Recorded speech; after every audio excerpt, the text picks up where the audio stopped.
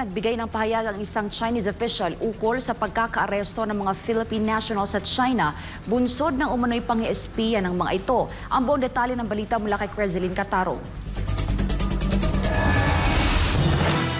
Inanunsyo kamakailan ng China na inaresto nila ang 3 Pilipinong mamamayan dahil sa umano'y mga kaso ng espionage o paniniktik.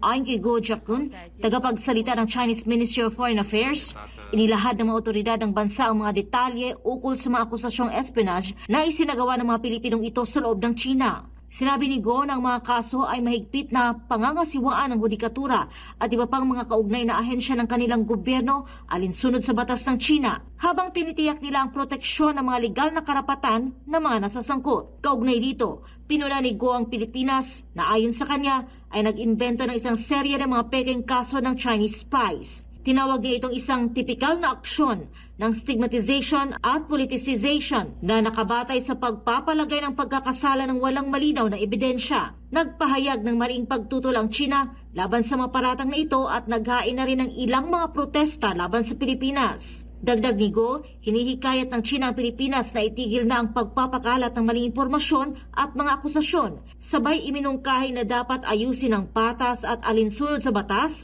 ang mga kaso na may kinalaman sa mga mamamayang Chino. Binanggit din niya na ang mga karapatan ng mga Chino sa Pilipinas ay dapat protektahan at igalang.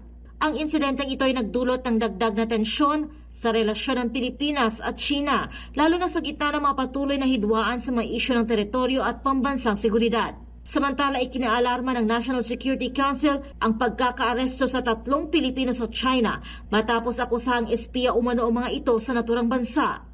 Inihayag naman ng NSC na posibleng pakana umano ito ng China makaraan ang naging magkakasunod ng pag-aresto sa ilang Chinese nationals kaugnay ng kampanya ng Pilipinas laban sa operasyon ng Philippine Offshore Gaming Operations o POGO. Para sa Diyos at sa Pilipinas kong mahal, Crezeline Catarong, SMNI News.